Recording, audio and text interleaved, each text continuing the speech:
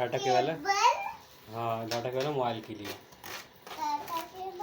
फ्लिपकार्ट से लिए। दिखाने से फ्लिपकार्ट लिखा होगा, इसका ये फ्लिपकार्ट लिखा है। ये डाटा केबल है, ये एमब्रेन की है। देखो उसको ओपन कर रहे हैं। ये पन्नी में पैक है, पैकिंग बहुत अच्छी है इस बात की।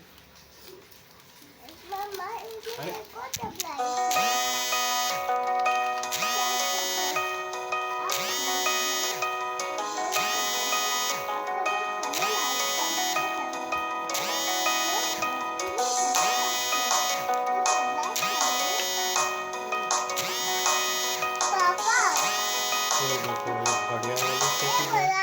अरे ये कुछ अलग टाइप की भेजी है इस बार इन्होंने, चलो कोई दिक्कत नहीं।